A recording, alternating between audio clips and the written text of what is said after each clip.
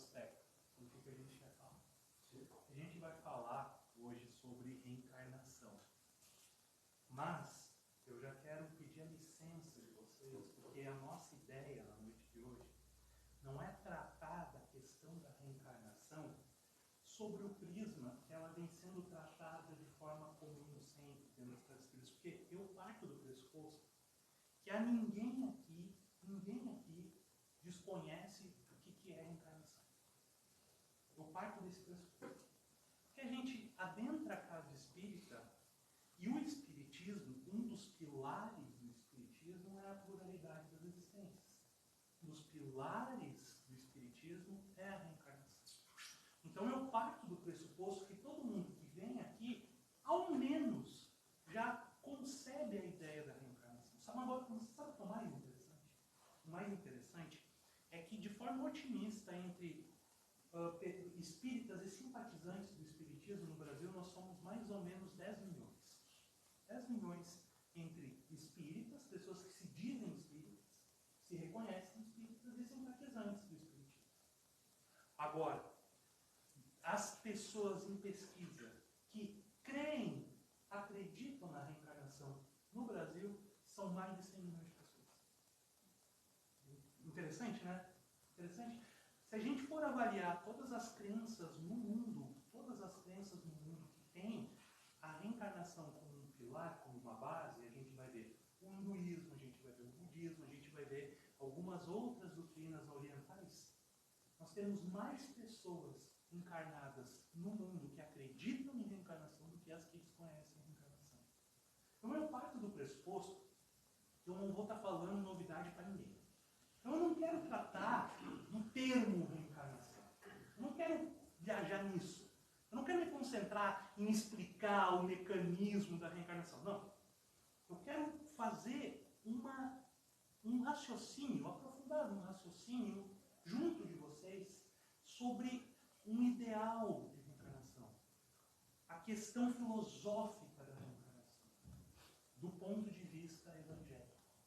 E como a gente vai tratar do ponto de vista do Evangelho, eu vou me valer de uma pérola, de um diálogo que é uma pérola. Quintana, o poeta Mário Quintana, certa feita sendo entrevistado, uma jornalista, uma repórter, pediu para ele interpretar um poema que ele havia feito. Pediu para ele, dizendo, convidando ele, contou o poema e pediu para ele interpretar. E o Quintana respondeu assim, algo fantástico, diz o Quintana. Minha jovem, um poema é como uma rosa. Quando a gente escreve, é como se a gente desse a rosa. Quando a gente dá a rosa, ela não mais nos pertence. O que ele estava querendo dizer? Ele estava querendo dizer que mesmo que ele tivesse escrevido, ele que escreveu, assim não era mais dele. Então cada um poderia ter a sua interpretação. Aquilo que estava escrito já era do domínio de todos. Então, a gente vai falar sobre uma rosa que o Evangelho tem, que é um diálogo de Jesus e de um fariseu chamado Nicodemos. Só que a gente, antes de iniciar esse diálogo ele consta lá no Evangelho de João, no capítulo 3. Capítulo 3 do Evangelho de João. E a gente tem que entender quem escreveu, quem narrou essa conversa. João foi o último daquela família espiritual, daquele grupo de espíritos que encarnou junto do Cristo para auxiliar o Cristo na sua missão redentora, o último que ficou na Terra. E foi o último a voltar do plano espiritual. A gente está falando de João, que começou a seguir Jesus, ele virou discípulo de Jesus com 13 anos. Um jovenzinho, médio, 13 anos. Ele desencarnou com 98 anos. Foram 85 anos de apostolado, de tarefa ininterrupta dentro do Evangelho do Cristo. Primeiro, seguindo o Cristo. Ainda, um jovenzinho aprendendo, doando-se ao trabalho, tentando absorver de Jesus tudo o que podia. Depois, um trabalhador vigoroso, que fez tudo o que estava ao seu alcance para levar adiante as ideias do Cristo. E por último, já no ocaso da sua vida corpórea, o grande evangelista. Porque a gente está falando de um homem, de João, o apóstolo João, João Evangelista. Ele pertencia ao grupo mais íntimo de Jesus. Pertencia ao grupo mais íntimo. Jesus tinha seus discípulos, os 12 discípulos dele, que era o grupo que o circundava, que o auxiliava. Ele tinha inúmeros seguidores. Agora, dentro desse grupo, ele tinha um grupo mais íntimo. Aqueles a quem ele tinha mais contato.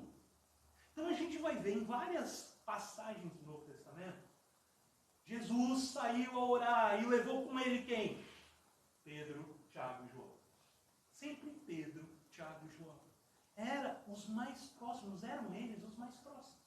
Era aquilo que pode ser uma panelinha, digamos assim. Eram aqueles a quem Jesus tinha mais intimidade, por assim dizer. Eram eles, por exemplo, esses 3 que estavam com Jesus no Tabor, no momento da transfiguração. Foram esses que Jesus convidou a ir até o Jardim das Oliveiras, quando Jesus foi preso. Eram eles que iam junto com Jesus, que estavam no barco com Jesus no momento da tempestade. Então, entende? Era um grupo mais íntimo.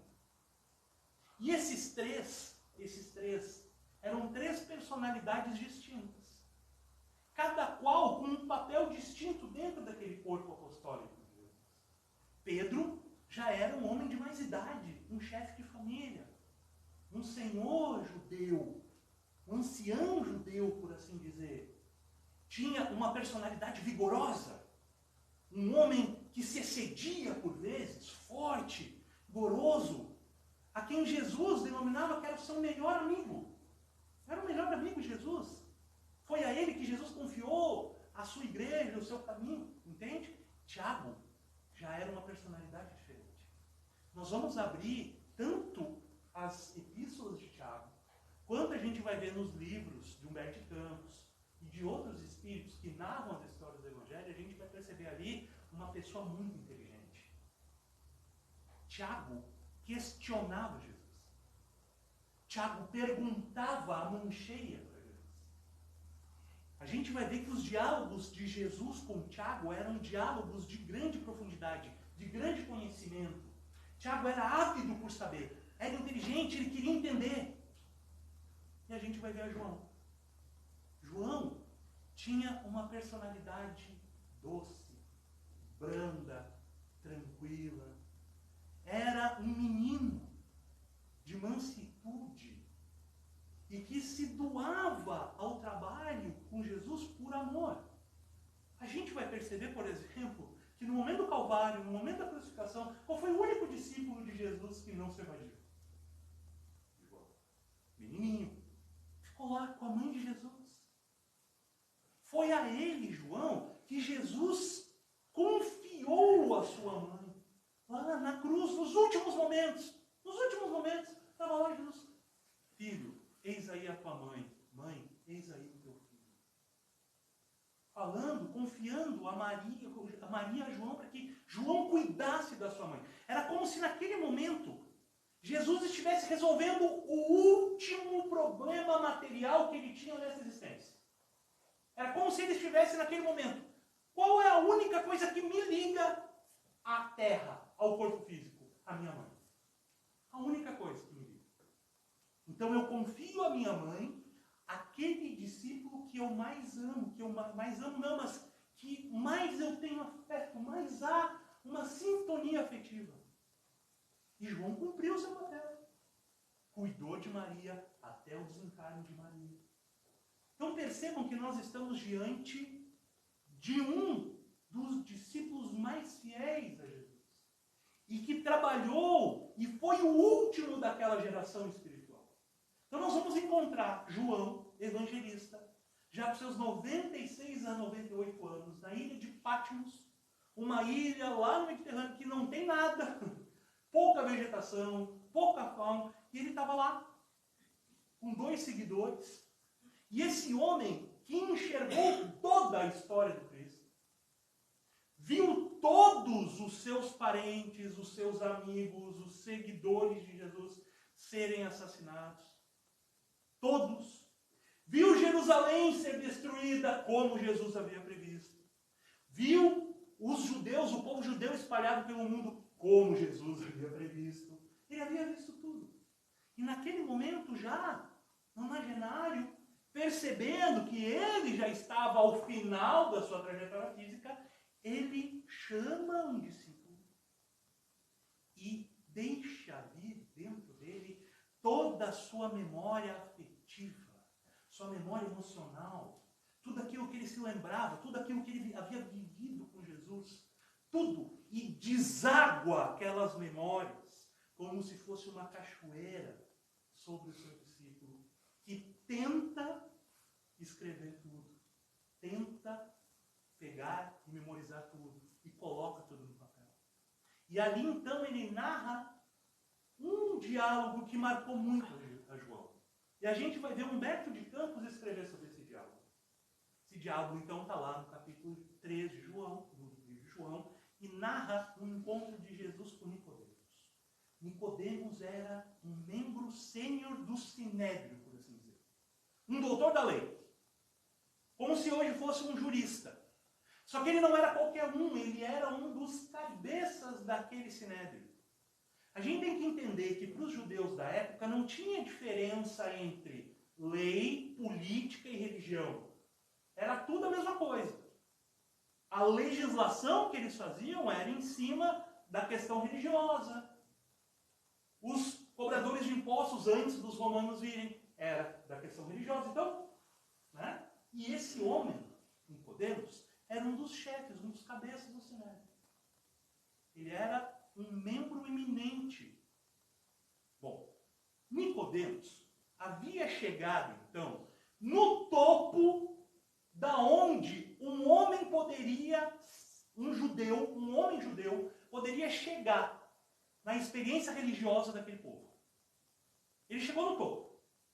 Ele tinha acesso a todos os pergaminhos, a todos os ensinamentos, a todas as interpretações, que a gente tem que entender também que os judeus, na época, eles eram os círculos iniciáticos, não era todo mundo que tinha acesso às leis, à Torá, ao Talmud, e tudo aquilo que era ensinado. Não, era restrito. Então, havia uns iniciados que podiam absorver aquele conhecimento. Pois ele, Nicodemos, tinha acesso a tudo. Ele chegou no topo. Mesmo assim, esse homem procura Jesus.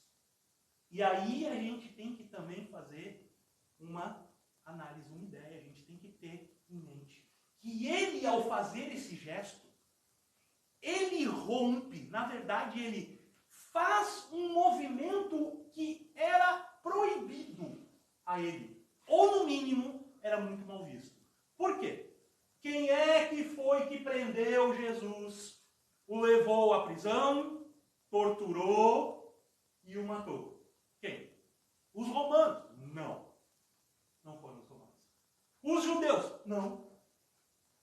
Foram os fariseus. Nem todos os judeus. Era um grupo político, e a gente tem que entender que religião e política era junto, que estava no poder daquele povo judaico na época. E os fariseus eram a força conservadora da época. Por que força conservadora? Porque eles estavam no poder e quem quer conservar as coisas é para quem está bom as coisas, concorda? Até hoje assim. Até hoje assim. Ah, eu sou um conservador, é porque você está satisfeito com as coisas como estão e querem que as coisas permaneçam assim. Ok. Não quero que mude. Eles, fariseus, não queriam nada ameaçando o poder que eles detinham. E Jesus era uma ameaça. Por quê? Porque Jesus propunha sempre romper com circunstâncias que eram arraigadas ao poder que os fariseus tinham. Eles estavam lá controlando as coisas, como eram, o que eles queriam. E Jesus propunha raciocínios que eram considerados o quê? Muito antidogmáticos. Raciocínios que faziam as pessoas pensar e romper com aquelas circunstâncias que lá estavam. Jesus era um progressista, por assim dizer. E ele foi preso por causa disso. Nicodemos sabia tudo disso. Sabia, conhecia Jesus. Sabia que Jesus botava ameaçava todo o status quo daquele grupo ao qual ele pertencia, estava, e mesmo assim aquele homem procura Jesus. Ele faz esse caminho. Ele vai e procura Jesus à noite, para evitar ser visto, para evitar que as pessoas comentassem, que as pessoas murmurassem, que ele fosse visto pelos seus pares como se estivesse indo em direção a Jesus. Então, entende? Se preservando. Ele procura a Jesus. E ele procura Jesus com uma pergunta. A pergunta de R$1 milhão, já dizia Silvio Santos, né? Pergunta X. Ele tem uma pergunta dentro dele. E aqui eu quero fazer 2 considerações sobre essa pergunta. A primeira. Toda pergunta é metade da resposta. Se a gente for estudar questão de articulação, de falar em público, de conversação, de argumentação, a gente vai sempre chegar a essa conclusão. Metade da resposta é pergunta. Então você faz uma pergunta, você está oferecendo um raciocínio e você vai receber a resposta do tamanho do raciocínio que você fez na pergunta. Por exemplo, então eu vou dizer assim, eu nem vou usar água como exemplo, vou usar café. Eu quero café. Daí você vai dizer assim, opa, Rodrigo, tem café. Certo, tem café. Oh, beleza, chegamos ao consenso, tem café. Daí você vai, o que você quer, Rodrigo? Você quer uma xicrinha, você quer uma xícara, você quer uma caneca, você quer um balde. Você quer com açúcar, você quer sem açúcar. Você quer quente, você quer coado, você quer pingado. Entende? E eu vou dizer assim, uma caneca. Ótimo. Ou seja, eu fiz a pergunta, recebi a resposta e se une. Esse é o primeiro aspecto. O segundo aspecto é que ele foi, Nicodemos, com a pergunta que estava vibrando dentro dele. E que ele precisava muito de uma resposta. Porque tudo que ele havia estudado, interpretado a lei, toda a vida que ele havia se dedicado a conhecer a lei judaica, não havia respondido a esse questionamento dele. E eu me lembro de um amigo que me comentou, certa feita nós estávamos conversando. E ele contou para mim assim que, não, a minha família, a gente, uma vez ou 2 vezes ao ano, a gente, era comum nós irmos a Uberaba visitar o Chico Xavier.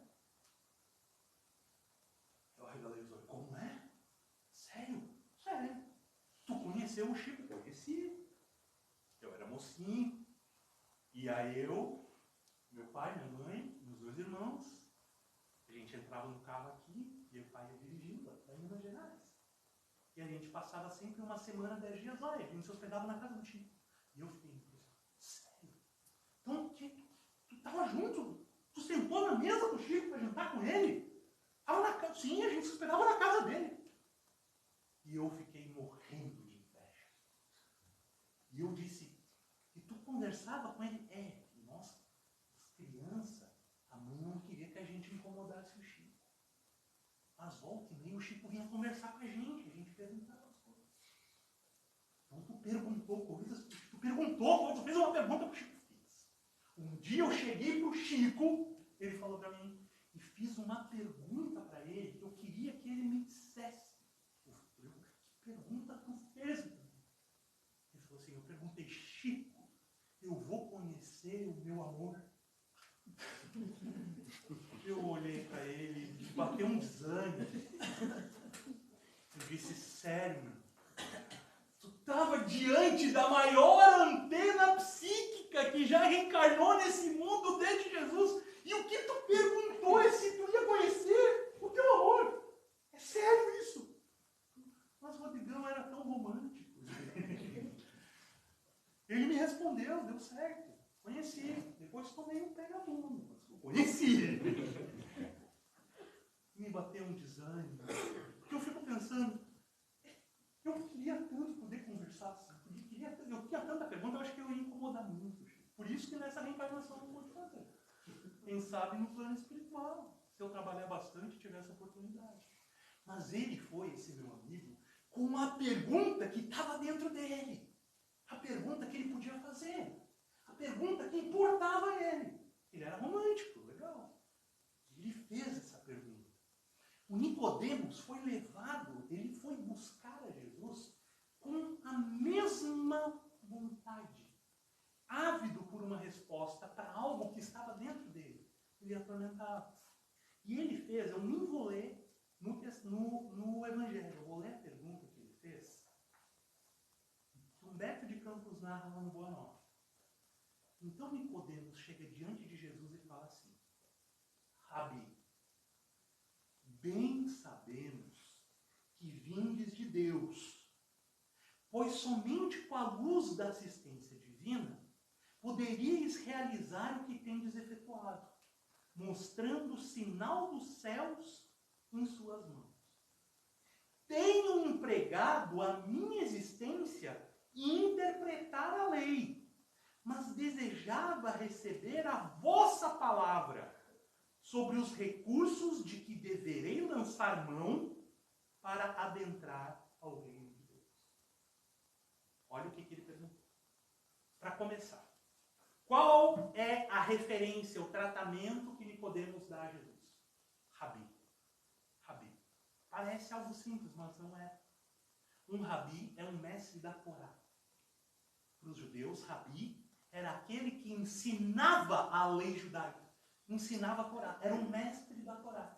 Mas para você ser um rabi, você tinha que passar por anos e anos e anos e anos de estudo para chegar a um nível de interpretação da lei, para daí você escolher se você vai ser um doutor da lei, um sinédrio, um sacerdote ou um rabi.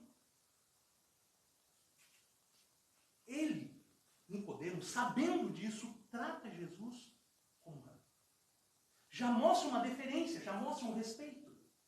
Mostra que ele entendia que Jesus era o mestre.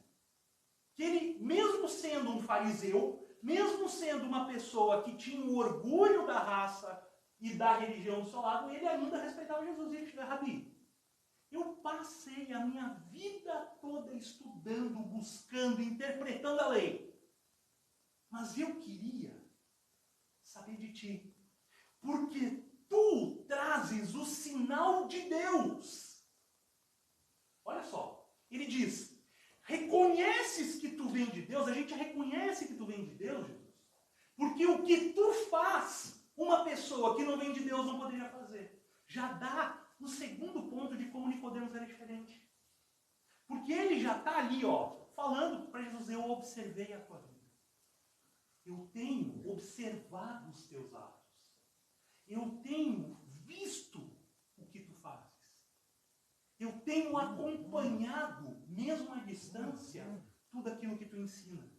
E eu reconheço os sinais de Deus nos teus atos. Nicodemos não estava preocupado com a forma exterior que os fariseus na época acreditavam. Que você, para crer em Deus, para adorar a Deus, você tinha que fazer gestos exteriores. Ele não estava preocupado com isso. Ele deixou de lado tudo aquilo que ele acreditava do farisaísmo, do judaísmo da época. Ele olha Jesus e vê e interpreta o que Jesus fazia, os seus atos, seus ensinos, os milagres, as predições, os ensinamentos, tudo o que ele fazia. Ele diz: eu sei que tu vem de Deus. Então eu quero que tu me responda. Eu quero a tua versão, Jesus. O que eu preciso fazer para adentrar ao reino de Deus? E Jesus responde assim para ele: em verdade eu vos digo, é preciso nascer de novo para adentrar ao reino de Deus. Nicodemos fica balançado com aquela resposta. Ele não entendia. Nascer de novo. Para ele, a questão de nascer de novo era algo que ele não conseguia interpretar, não conseguia entender.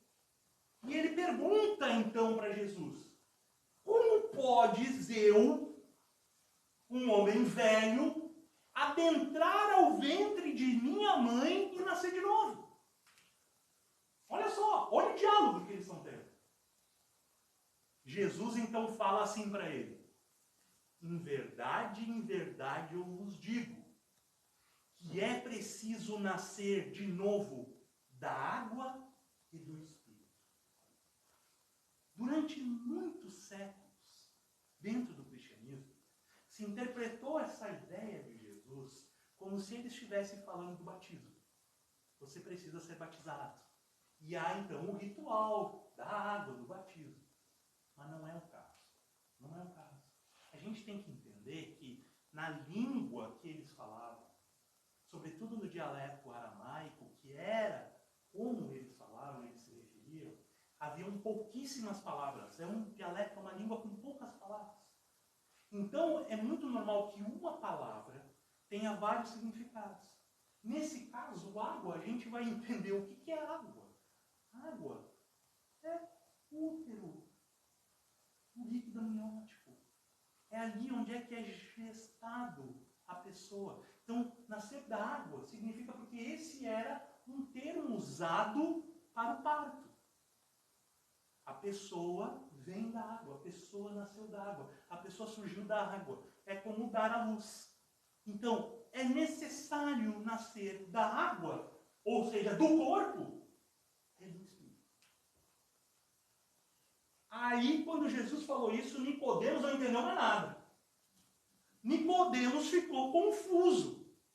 E aí Jesus dá a primeira chamada de atenção.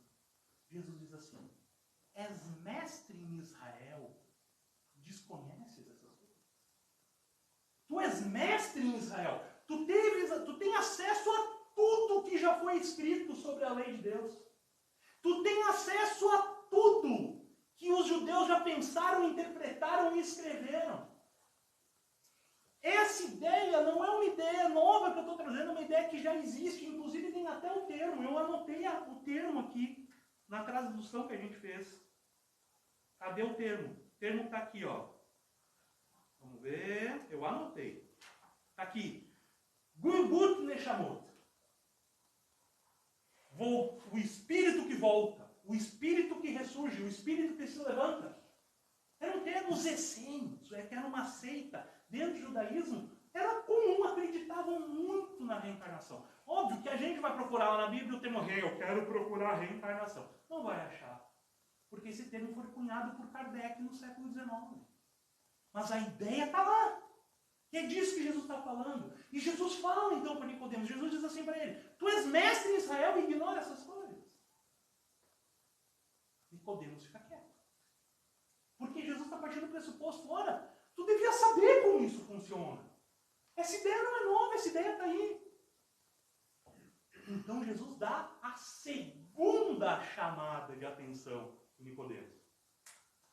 Jesus fala assim: se eu estou te falando das coisas materiais e não entendes, como eu vou te falar das coisas espirituais? Fala isso para Nicodemos. Jesus diz assim para ele, em outras palavras: eu estou falando de algo físico, algo material. Você desencarnar, a pré-existência do espírito e a pós-existência do espírito, além da vida física, é um termo normal. E você voltar à vida, você desencarnar e depois voltar em outro corpo, é uma ideia normal. Se eu estou falando disso para você e você não entende, como eu vou falar de reino de Deus para você? Vocês se lembram que eu falei do negócio do café? Falei para você do café? Da ideia do café? Eu quero café. Qual é o café? Sabe? O que tu quer? Eu quero uma caneca. Nicodemos construiu a maior caneca que ele podia. O maior recipiente que ele podia para receber de Jesus aquele conhecimento. Mas não foi suficiente. Porque ele ainda estava, por mais que ele era diferente, era uma pessoa que buscava o conhecimento, estava talhado nas interpretações da lei mosaica, ele queria aprender, ele era uma pessoa diferente dos seus pais. Ainda assim, ele estava arraigado àquilo que ele já sabia, que ele conhecia. Ele não tinha aberto as suas percepções. E Jesus fala isso para ele. Então, como eu vou falar de reino de Deus? E Jesus falava muito de reino de Deus. Porque a questão de reino de Deus é algo comum dentro da lei judaica. Os judeus falam de reino de Deus o tempo inteiro, redenção e reino de Deus, redenção e reino de Deus. Então, todas as parábolas de Jesus, Jesus começa sempre assim: o reino de Deus se assemelha, o reino de Deus é como, o reino de Deus é assim. Entende? Então, Jesus falava disso, mas ele usava de parábolas para falar para as pessoas mais simples. Aparece um doutor da lei, e ele estava tentando tratar com esse doutor da lei como um pai, como uma pessoa que entendia de lei. E o Nicodemos não entendia. Não conseguiu captar. Mas Jesus falou para ele: é preciso nascer de novo. É preciso renovar. É preciso experiência. É preciso tempo. É preciso se deixar levar pelas experiências da vida, da espiritualidade, para adentrar ao reino de Deus. Narra Humberto de Campos que Nicodemos saiu de lá confuso, meio abalado, meio sem saber. Depois desses puxão de orelha de Jesus, fica parecendo que Nicodemos ficou bravo, né? Mas não foi o caso. Tanto é que depois, algum tempo depois, na primeira tentativa dos fariseus de prender Jesus, na festa dos tabernáculos, acusando ele de trabalhar no sábado, porque ele tinha curado um homem no sábado, e o sábado não poderia se trabalhar, quem defende ele? Nicodemos. Está lá no Sinédrio, estão querendo prender ele, Nicodemos é o advogado dele. Nicodemos não vamos prender, primeiro nós temos que julgar, escutar o que ele tem para falar. E depois da crucificação, é Nicodemos junto com José de Arimateia que tiram o corpo do Cristo da cruz e fazem o ritual fúnebre dos judeus com ele. Então, não ficou mágoa de Nicodemos, pelo contrário. Nicodemos, mesmo sendo fariseu, mesmo sendo doutor da lei, ele se afeiçoou a Jesus. Ele tinha uma visão de Jesus diferente. E ele aprendeu. A gente vai ver, mas isso é coisa para outra palestra. Tem um texto de Humberto de Campos, de uma entrevista dele com Nicodemos, depois do desencarne de Nicodemos. Fantástico. Mas não é o caso agora. Agora nós vamos estar falando sobre o que Jesus quis explicar. Jesus falou de reencarnação. Jesus propõe essa ideia. Propõe que a reencarnação é uma oportunidade que Deus, que a espiritualidade nos dá, para quê? Para renovar. Para nos restaurar. Para nos melhorar. É uma oportunidade de experiências novas para que nós nos reharmonizemos com Deus, com a espiritualidade, com o amor, que é a força que liga todo o universo. Então vamos lá. Vamos lá. No livro Fonte Viva, no capítulo 30, Emmanuel fala assim: todos nós temos os genes, temos o gene de Deus. O gene de Deus. Então vamos lá. Cada um de nós vamos pegar aqui, vocês vão me dar uma amostra do sangue espiritual de vocês. Eu não quero o sangue do corpo. Sangue espiritual, e a gente vai fazer um teste de paternidade. Sabe qual vai dar o resultado? Deus. Deus é o nosso pai. Todo mundo. Nós somos todo mundo. DNA de Deus está nessa. Nós temos o DNA divino. Sabe quem falou isso muito tempo atrás antes? Jesus. Vós sois Deus. Jesus fala, vós sois deuses. Temos o DNA divino dentro de nós. Assim como Deus cria incessantemente e o universo à nossa volta é a exteriorização do psiquismo divino, nós somos co-criadores dentro do universo que nos circunscreve. Então estamos circunscritos no universo e nós criamos dentro desse universo. Criamos as nossas relações. Criamos as coisas à nossa volta. Nós temos a capacidade ímpar de nos regenerar. Nos regenerar no corpo e nos regenerar emocionalmente diante das feridas que nos causam. Então nós temos o DNA divino dentro de nós. Então, se nós temos o DNA divino, nós estamos destinados a sermos espíritos puros. É o nosso destino. Vai demorar o tempo que for. Sabe por quê? Porque tempo é relativo. Tempo tem a ver com nós, quando a gente está reencarnado aqui. Desencarnado, o tempo não faz diferença. Não, o tempo é diferente, o tempo e o espaço, mas eu também não posso me aprofundar nisso, senão eu vou dar nó na cabeça de vocês. Vou dar nó. Mas nós ganhamos, a espiritualidade tem dado para nós, através do tempo, várias oportunidades. E a gente tem reencarnado. Deus dá para nós, muda o nosso corpo, muda a nossa família, muda os nossos relacionamentos. Deus muda a nossa língua, Deus muda o nosso país. E várias vezes. Agora, sabe qual é o problema? É que às vezes, sabe o que não muda? A gente. Deus muda tudo na nossa existência, só que Ele não pode mudar a nós outros porque Ele respeita o nosso livre-arbítrio. E às vezes a gente é teimoso. A gente tem dentro de nós o DNA divino. O DNA divino diz assim para nós: a gente nasceu para amar. A gente nasceu para construir. A gente nasceu para ser empático. A gente nasceu para ajudar os outros. É o DNA divino dentro de nós. Mas vocês sabem quando é que a gente sofre?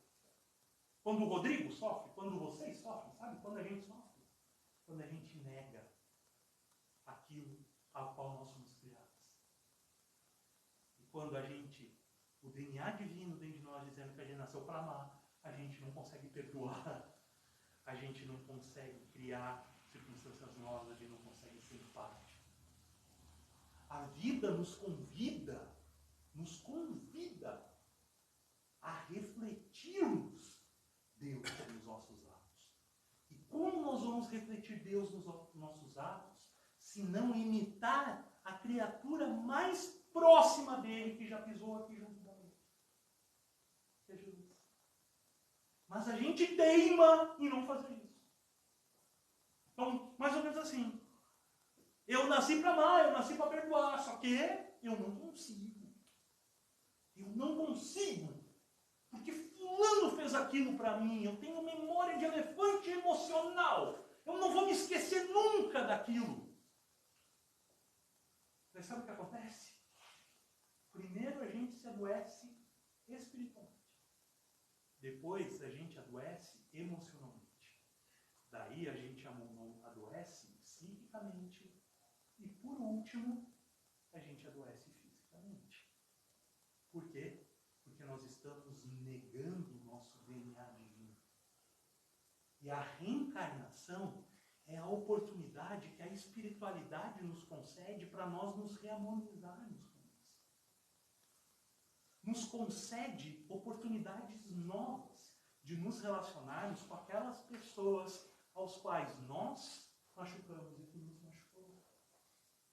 Em circunstâncias onde nós caímos, onde nós falhamos, nos convida a analisar diferente, a fazer diferente. A reencarnação não é uma série de provações.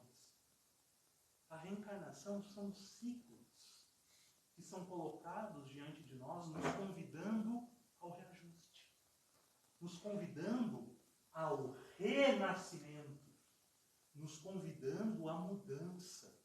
Mas a gente tem medo da mudança. Geralmente as pessoas não gostam de mudar.